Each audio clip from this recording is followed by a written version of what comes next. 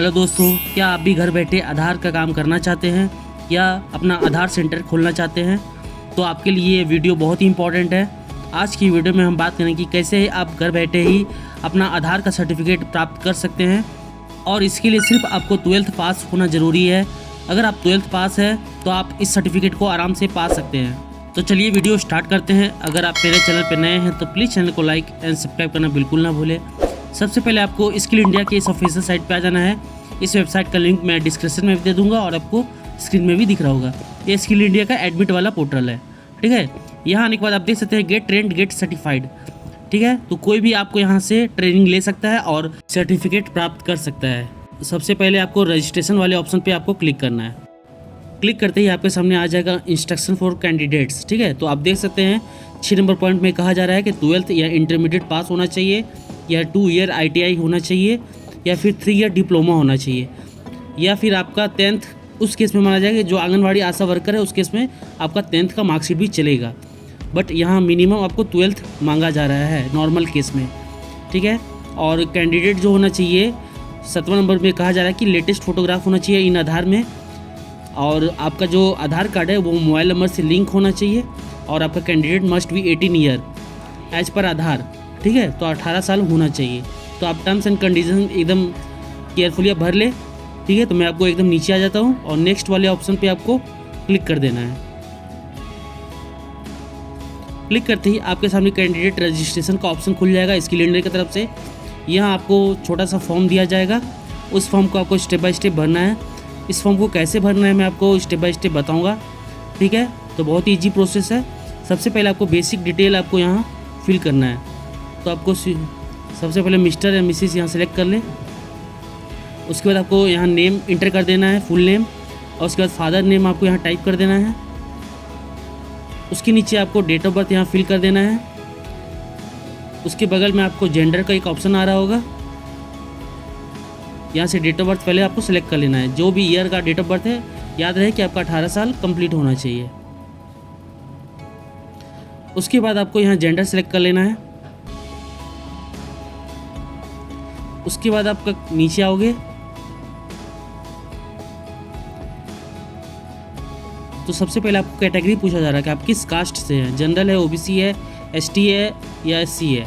तो जो भी आप कास्ट से बिलोंग करते हैं वो आपको सेलेक्ट कर लेना है। फिर आपको एक वैलिड ईमेल एड्रेस यहाँ फिल करना है, ठीक है। ईमेल एड्रेस आपको बहुत ही सही तरीके से फिल करना है क्योंकि इसी पे आपको आगे का प्रोसेस बताया जाएगा। फिर आपको एक मोबाइल नंबर यहाँ टाइप कर लेना है और आपको वेरीफाई वाले ऑप्शन पे क्लिक कर देना है। वेरीफाई वाले ऑप्शन पे क्लिक करते ही आपके मोबाइल पे एक OTP आएगा, उस OTP को यहाँ फिल कर देंगे, ठीक है। तो इससे आपका मोबाइल नंबर वेरीफाई हो जाएगा। फिर आपको यहाँ एजुकेशन पूछा जा रहा है, तो आप 12th पास है कि BSc है या सब कुछ आपसे पूछा जा रहा है, ठीक है। तो आपको अपना एजुकेशन यहाँ से सेलेक्ट कर लेना है। यहाँ 12th पास है, ठीक है। उसके बाद आपका ITI है, डिप्लोमा है, तो आपका जो भी है, तो मैंने यहाँ 12th पास आपका यहाँ डाल लिया, ठीक है। अब अपलोड एजुकेशन डॉक्यूमेंट, तो आपका जो भी 12th पास का सर्टिफिकेट है वो आपको ब्राउज वाले ऑप्शन पे जाना है और आपको यहाँ से अपना सर्टिफिकेट का PDF यहाँ से अपलोड कर देना है। ध्यान रहे कि जो PDF का साइज़ होगा वो 5 MB से ज़्यादा नहीं होना चाहिए, ठीक है। तो आपको अपना 12th का सर्टिफिकेट आपको यहाँ अपलोड करना पड़ेगा।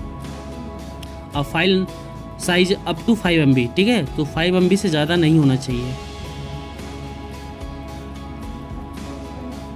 उसके बाद रेसिडेंशियल एड्रेस पूछा जा रहा है, तो आपको अपना रेसिडेंशियल एड्रेस एज पर आधार, जो भी आपका आधार में डाला गया है उस एज इट इज़ आपको यहाँ फिल करना है पिन कोड के साथ में। स्टेट सेलेक्ट कर लेना है यहाँ से।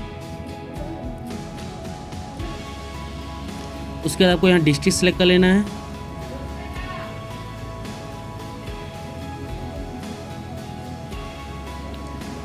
उसके बाद आपको इंडिविजुअल KYC वेरिफिकेशन, ठीक है। तो आपको अपना आधार के थ्रू वेरिफिकेशन कराना ज़रूरी है। तो आपके आधार पे मोबाइल नंबर लिंक होना ज़रूरी है। तो आपको अपना यहाँ आधार नंबर पहले फिल कर देंगे और बगल में वेरीफाई का एक ऑप्शन दिया होगा, उस वेरीफाई वाले ऑप्शन पे क्लिक करेंगे। इससे क्या होगा, आपके मोबाइल से जुड़े नंबर पे एक OTP आएगा, उस OTP को यहाँ फिल कर देंगे और वेरीफाई करके सत्यापित कर देंगे, यानी आपको वेरीफाई कर दोगे, ठीक है। इससे आपका ऑनलाइन eKYC हो जाएगा, ठीक है।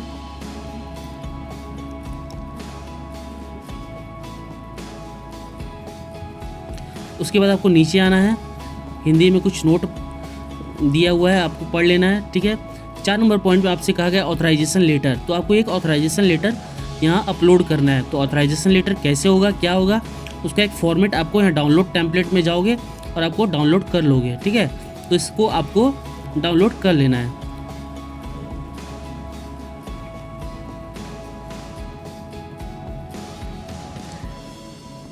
डाउनलोड पे क्लिक करते ही आपके सामने एक PDF डाउनलोड हो जाएगा। ठीक है, अब आपको ये ऑथराइजेशन लेटर को फिल करना है। ठीक है, तो सबसे पहले आपको अपना ऊपर में नाम फिल कर लेना है, फिर आपका फादर्स नेम फिल कर लेना है। बहुत सी सिंपल फॉर्म है। ठीक है, तो सबसे पहले ऊपर में आप देख रहे हैं नाम, लेटर नंबर यहाँ आपको आप नहीं दोगे। ठीक है, कोई और देगा, मैं बताऊँगा कौन देगा आपको लेटर नंबर। तो सबसे पहले आपको यहाँ नाम फिल कर लेना है। ठीक है, उसके बाद आपको अपना फादर्स नेम यहाँ फिल कर लेना है, आधार नंबर यहाँ डाल लेना है, फिर आपको अपना रजिस्ट्रेशन कोड यहाँ डालना है।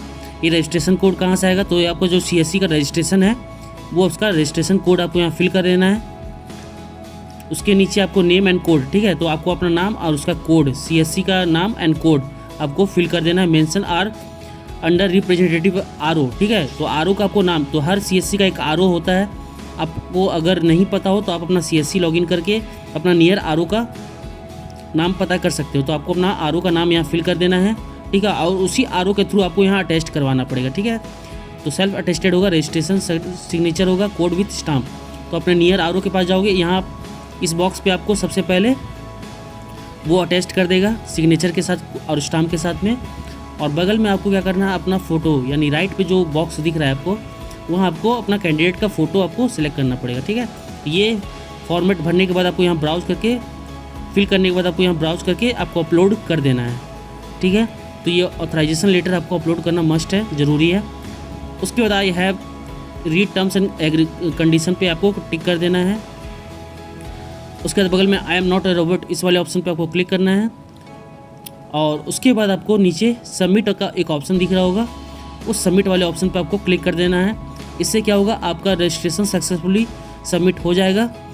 अब आपके दिए हुए ईमेल आईडी पे आपका लॉगिन आईडी या पासवर्ड आ जाएगा। उस लॉगिन आईडी पासवर्ड को लॉगिन करके आप आगे का प्रोसेस कर सकते हो। आपको अपना ट्रेनिंग लेना है और ट्रेनिंग के साथ साथ ऑनलाइन ट्रेनिंग है, और साथ साथ में आपको सर्टिफिकेट, ट्रेनिंग कंप्लीट होते ही आपको सर्टिफिकेट प्राप्त हो जाएगा।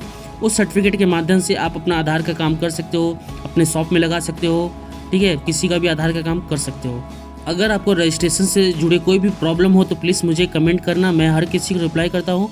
वीडियो अच्छी लगी हो तो प्लीज़ चैनल को लाइक एंड सब्सक्राइब करना बिल्कुल ना भूलें। मैं इस तरह का वीडियो हमेशा लाते रहता हूँ। थैंक यू दोस्तों, धन्यवाद।